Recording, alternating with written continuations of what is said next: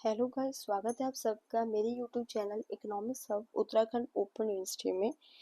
इसमें जो हम आज चैप्टर पढ़ेंगे वो है आपका चैप्टर 11 कंज्यूमर सरप्लस, यानी कि उपभोक्ता की बचत। ठीक है, हम जानेंगे कि आपका कंज्यूमर सरप्लस होता क्या है। इस पार्ट 1 में हम जानेंगे कि क्या मीनिंग है आपके कंज्यूमर सरप्लस का और क्या क्या उसके एजम्पशंस है। तो थोड़ा सा पहले हम इंट्रोडक्शन समझ लेते हैं कि आखिर ये जो आपका कंज्यूमर सरप्लस का कॉन्सेप्ट है या उपभोक्ता की बचत का, ये किस तरीके से आया। तो देखो, जो आपका कॉन्सेप्ट है सेविंग का कंजप्शन में, वो आपका जो थ्योरी है डिमांड की उस पे बेस्ड है। ये आपका पहली बार ये कंसेप्ट अपीयर्ड हुआ था 1844 में। इसको किसने डेवलप किया था? मार्शल ने। ठीक है, बाद में लेटर 1895 में इसको फर्दर डिस्कस किया गया था उन्होंने अपनी बुक प्रिंसिपल ऑफ इकोनॉमिक्स में। तो ये सेविंग का जो कॉन्सेप्ट है इस तरीके से पहली बार अल्फ्रेड मार्शल इसको लेकर आए 1844 में। बाकी फिर उन्होंने अपनी जो बुक है प्रिंसिपल ऑफ इकोनॉमिक्स 1895 में उस चीज के बारे में इसमें भी डिस्कस किया।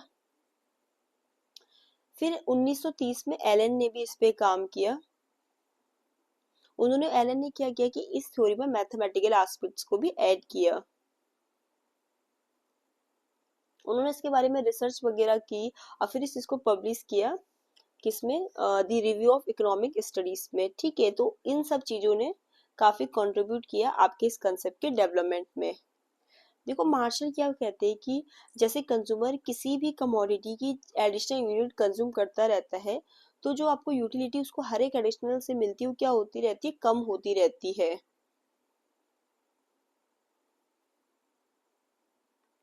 तो इसीलिए वो क्या कहता है कि अब अगर वो एडिशनल यूनिट लेना चाहता है तो उसके लिए कम प्राइस पे करना चाहेगा। तो वहीं से ही आपका सेविंग का कॉन्सेप्ट आया किसमें? कंजप्शन में। कि उससे क्या मिलता है? एक सेटिस्फेक्शन और इकोनॉमिक बेनिफिट मिलता है कंज्यूमर को सेविंग करके कंजप्शन में। अगर हम इस चीज कंज्यूमर सरप्लस को जस्ट एक एग्जांपल के थ्रू समझे तो इस तरीके से है कि समझ लो आप किसी दुकान में गए, अपने लिए साड़ी लेने के लिए गए किसी दुकान में। ठीक है, तो दुकानदार ने साड़ी लेने के लिए गए, तो आपने साड़ी देखी इस तरीके से, ठीक है, अच्छी लगी, आपको पसंद भी आ गई। तो आपने मतलब जो दुकानदार ने तो उसके लिए बताया कि भाई मतलब कि ये साड़ी आपको मिलेगी 3,000 रुपए की। ठीक है, बहुत बढ़िया साड़ी दिखाई, उसने आपको बोला कि 3,000 की मिलेगी। बट आप ज्यादा से ज्यादा उसके लिए कितने पैसे देने के इच्छुक है? आप चाहते हो कि भी मतलब ठीक है कि मैं साड़ी मुझे पसंद भी आ रही जैसे चाहिए थी और जो कीमत भी बता रहा, मतलब आपने और भी 5 दुकानों में पूछा तो आपको लगा कि कीमत भी ठीक बता रहा, बट आप इच्छुक हो कितने देने के? आप चाहते हो कि ठीक है कि मतलब 2500 तक मैं दे दूंगी इस तरीके से। बट ये आपकी विलिंगनेस है पे करने की। बट आपने बाद में और मोल भाव किया और ठीक है कि आप अपनी आप मतलब एक ही नहीं, आपने और भी साड़ी खरीदी और कुछ और भी सामान खरीदा और वो आपको आखिरी में वो साड़ी कितने में देने के लिए तैयार हो गया? 2,000 में। तो यहाँ पर ये आपकी विलिंगनेस थी पे करने की, जो ये आपने एक्चुअल प्राइस पे किया उस साड़ी के लिए। तो जो ये 500 रुपए है यही तो कंज्यूमर सरप्लस है आपका। ठीक है, जो हमने नीचे डेफिनेशन लिखी है उसमें भी जस्ट हमने यही चीज तो लिख रखी है। Consumer surplus is the difference between the amount a consumer is willing to pay for goods and services and the amount they actually pay. तो कंज्यूमर सरप्लस आपका डिफरेंस है किसके बीच में? कि एक्चुअल प्राइस कंज्यूमर ने क्या पे किया और वो क्या मतलब प्राइस इच्छुक था देने का, उसी चीज के बीच का आपका अंतर है क्या? Consumer surplus.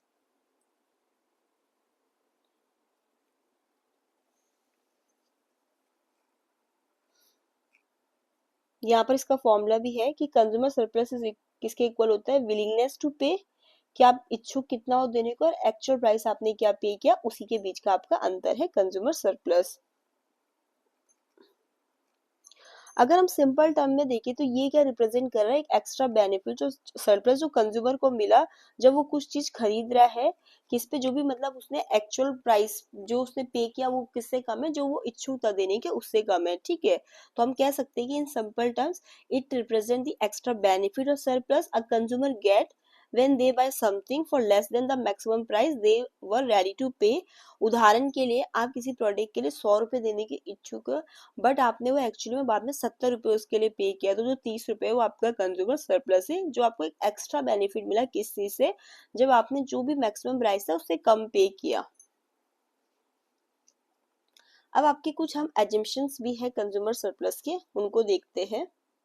एजम्पशन से मतलब ये हम कुछ मान्यताएं या एजम्पशन लेकर चलते हैं, तो उससे क्या होता है कि तभी तो ये आपका कॉन्सेप्ट अप्लाई होगा। ये एजम्पशन क्या करता है, सिंप्लीफाई करता है हमारे कंसेप्ट को, और इसके कारण ये इजी कर देता है ताकि मेजर और एनालाइज कर सके इसको इकोनॉमिक स्टडीज में। हाँ, बट अगर रियल वर्ल्ड की बात करें तो हमें कुछ ना कुछ अंतर देखने को मिलेगा इन एजम्पशन से, ठीक है, क्योंकि ये तो हम एक मान्यता है जो हम एज्यूम कर रहे हैं कि इस तरीके से है, और इन एजम्पशन को लेकर हम चलेंगे तब जाके हमारा कंज्यूमर सरप्लस का कॉन्सेप्ट वहां पर अप्लाई होगा। एजम्पशन हम इसलिए लेते हैं ताकि हम कैलकुलेशन और उसकी एप्लीकेशन को इजी कर सके। फर्स्ट हम जो एजम्पशन इसमें ले रहे हैं वो है आपका कार्डिनल यूटिलिटी। सिंपल वही, कार्डिनल यूटिलिटी में हम ये एजम्पशन लेकर चल रहे हैं कि जो भी हम प्रोडक्ट को कंज्यूम कर रहे हैं तो उससे जो हमें सेटिस्फेक्शन या यूटिलिटी मिल रहा उसको हम न्यूमेरिकल टर्म्स में मेजर कर सकते हैं। और जो यूनिट्स क्या होती है उसमें कार्डिनल यूटिलिटी में यूटिल्स होती है ना, तो हम इसमें ये एजम्पशन या ये मान्यता लेकर चल रहे हैं कि जो हम गुड्स कंज्यूम कर रहे हैं उससे जो हमें यूटिलिटी सेटिस्फेक्शन मिल रहा है उसको हम न्यूमेरिकल टर्म यानी कि यूटिल्स में मेजर कर सकते हैं। दूसरा assumption हम इसमें ये लेकर चल रहे कि जो मार्जिनल यूटिलिटी है मनी की वो क्या है, कांस्टेंट है।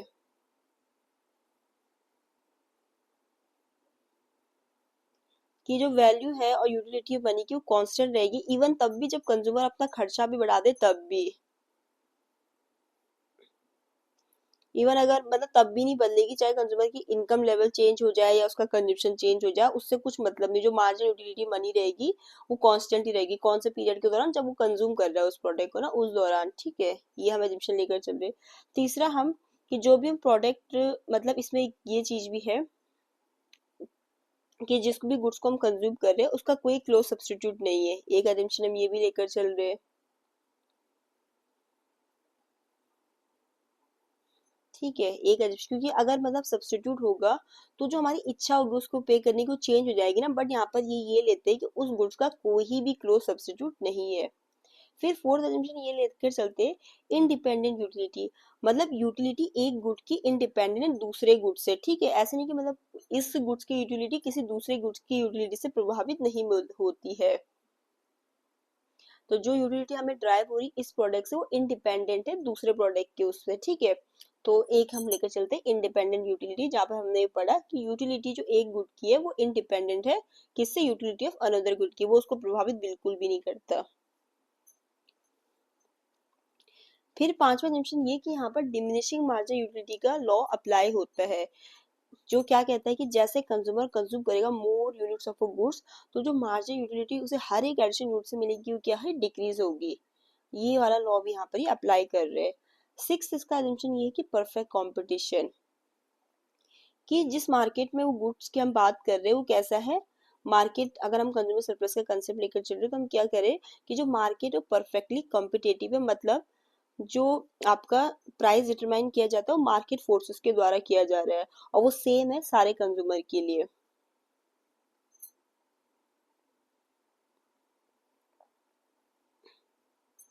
ठीक है। तो मार्केट आपका ये परफेक्ट कंपटीशन वाला है। तो परफेक्ट कंपटीशन वाला मार्केट वो होता है जहाँ पर आपका प्राइस डिटरमाइन किया जाता है मार्केट के द्वारा, और जो प्राइस है वो सेम होता है सारे कंज्यूमर के लिए। वहां पर आपको ऐसा नहीं कि मोनोपोली या प्राइस डिस्क्रिप्शन या गवर्नमेंट का इंटरवेंशन देखने को नहीं मिलेगा। परफेक्ट कॉम्पिटिटिव मार्केट है जहाँ पर प्राइस मार्केट के द्वारा निर्धारित किया जाता है। सेवंथ एजुकेशन इसमें ये लेकर चलते हैं कि हम एज्यूम करते हैं कि जो हमारा कंज्यूमर है वो रैशनल कंज्यूमर है, वो अपने लिमिटेड रिसोर्सेज को इस तरीके से खर्च कर रहा है कि वो मैक्सिमाइज कर सके अपना सेटिस्फेक्शन गुड्स एंड सर्विसेज से। मतलब वो लॉजिकल होके खर्च कर रहा है, सोच समझ के कंपेयर करके, ऐसा हम मानते हैं कि हमारा कंज्यूमर रैशनल कंज्यूमर है। जब हम रैशनल कंज्यूमर की बात करते हैं तो हम कैसे मानते हैं कि हमारा कंज्यूमर को नॉलेज है चीजों की पूरी, और वो मतलब लॉजिक लगा के सोच समझ कर अपने लिमिटेड इनकम को खर्च करता है ताकि अपने सेटिस्फेक्शन को मैक्सिमाइज कर सके। तो इस वीडियो में इतना ही। वीडियो पसंद आई तो चैनल को लाइक शेयर सब्सक्राइब जरूर करें।